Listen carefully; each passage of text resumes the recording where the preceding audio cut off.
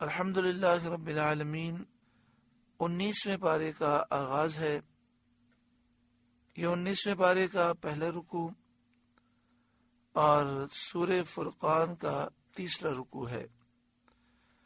اللہ رب العالمین نے ارشاد فرمایا وَقَالَ الَّذِينَ لَا يَرْجُونَ لِقَاءَنَا، اور بولے وہ لوگ جو ہمارے ملنے کی امید نہیں رکھتے، یعنی وہ لوگ جو کافر ہیں، میدان قیامت کو نہیں مانتے، مرنے کے بعد اٹھنے کو اور اللہ کے حضور جمع ہونے کو نہیں مانتے، ان لوگوں نے یہ بات کہی جنہیں رب سے ملنے کی امید نہیں۔ لولا انزل علینا الملائکۃ، ہم پر فرشتے کیوں نہ اتارے، یعنی ہم پر فرشتے رسول بنا کر کیوں نہ اتارے، یا سید عالم محمد مصطفیٰ صلی اللہ علیہ وآلہ وسلم کی نبوت اور رسالت کے گواہ بنا کر ہم پر فرشتے کیوں نہ اتارے۔ او نرا ربنا، یا ہم اپنے رب کو دیکھتے، وہ خود ہمیں خبر دے دیتا کہ سید عالم محمد مصطفیٰ صلی اللہ علیہ وآلہ وسلم اس کے رسول ہیں۔ لَقَدِ اسْتَكْبَرُوا فِي أَنفُسِهِمْ، بے شک اپنے جی میں بہت ہی اونچی کھینچی، بے شک انہوں نے اپنے دل میں بہت بڑا تکبر کیا۔ وَعَتَوْا عُتُوًّا كَبِيرًا، اور بڑی سرکشی پر آئے، اور ان کا تکبر، ان کا غرور انتہا کو پہنچ گیا اور سرکشی حد سے گزر گئی کہ معجزات کا مشاہدہ کرنے کے بعد، اتنے معجزات دیکھنے کے بعد، فرشتوں کے اپنے اوپر اترنے اور اللہ تعالی کو دیکھنے کا انہوں نے سوال کیا۔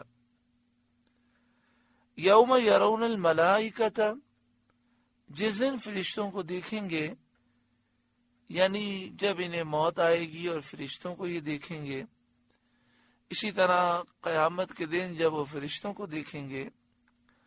لا بشرا یومئذ للمجرمین، وہ دن مجرموں کی کوئی خوشی کا نہ ہوگا۔ قیامت کے دن فرشتے مومنین کو خوشخبری سنائیں گے، بشارت سنائیں گے، اور کفار سے کہیں گے تمہارے لیے کوئی خوشخبری نہیں۔ حضرت عبداللہ بن عباس رضی اللہ تعالی عنہما نے فرمایا کہ فرشتے کہیں گے کہ مومن کے سوا کسی کے لیے جنت میں داخل ہونا حلال نہیں، جائز نہیں، مومن ہی صرف جنت میں جائے گا۔ اس لیے وہ دن کافروں کے لیے بہت ہی زیادہ حسرت، رنج اور غم کا دن ہوگا۔ لا بشرا یومئذ للمجرمین، وہ دن مجرموں کی کوئی خوشی کا نہ ہوگا۔ وَيَقُولُونَ، اور وہ کہیں گے حجرا محجورا، الہی ہم میں ان میں کوئی آڑ کر دے رکی ہوئی۔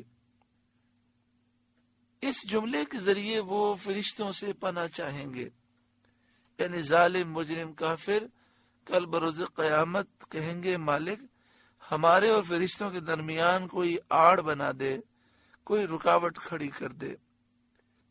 وَقَدِمْنَا إِلَى مَا عَمِلُوا مِنْ عَمَلٍ، اور جو کچھ انہوں نے کام کیے تھے،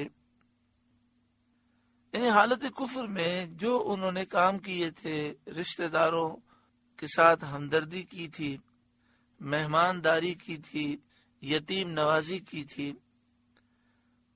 وَقَدِمْنَا إِلَى مَا عَمِلُوا مِنْ عَمَلٍ فَجَعَلْنَاهُ هَبَاءً مَنْثُورًا، اور جو انہوں نے کام کیے تھے ہم نے ارادہ فرما کر انہیں باریک باریک غبار کے بکھرے ہوئے ذرے کر دیا کہ روزن کی دھوپ میں نظر آتے ہیں۔ یعنی جس طرح دھوپ میں ہم دیکھتے ہیں جب دھوپ کمرے میں داخل ہوتی ہے تو اس روشنی میں ہم دیکھتے ہیں باریک باریک چھوٹے چھوٹے ذرات ہوتے ہیں، نہ ہاتھ سے چھوئے جاتے ہیں نہ ان کا سایہ ہوتا ہے۔ اسی طرح ان کے اعمال کو اللہ تعالیٰ نے برباد فرما دیا۔ مراد یہ کہ وہ اعمال برباد کر دیے گئے، ان کا کچھ ثمرہ پھل اور فائدہ نہیں، کیونکہ اعمال کی مقبولیت کے لیے ایمان شرط ہے اور وہ انہیں میسر نہ تھا۔ اس کے بعد اب اہل جنت کی فضیلت ارشاد ہوتی ہے، اصحاب الجنت یومئذ خیر مستقرا واحسن مقیلا، جنت والوں کا اس دن اچھا ٹھکانہ اور حساب کے دوپہر کے بعد اچھی آرام کی جگہ، یعنی کل بروز قیامت حساب کے مرحلے کے بعد جنتیوں کے لیے اچھی آرام کی جگہ ہوگی، اس دن جنتیوں کے لیے اچھا ٹھکانہ ہوگا۔ جنتیوں کی قرارگاہ ان مغرور متکبر مشرکوں کافروں سے بلند و بالا بہتر اور اعلیٰ ہے۔ وَيَوْمَ تَشَقَّقُ السَّمَاءُ بِالْغَمَامِ، اور جس دن پھٹ جائے گا آسمان بادلوں سے۔ وَنُزِّلَ الْمَلَائِكَةُ تَنزِيلًا، اور فرشتے اتارے جائیں گے پوری طرح۔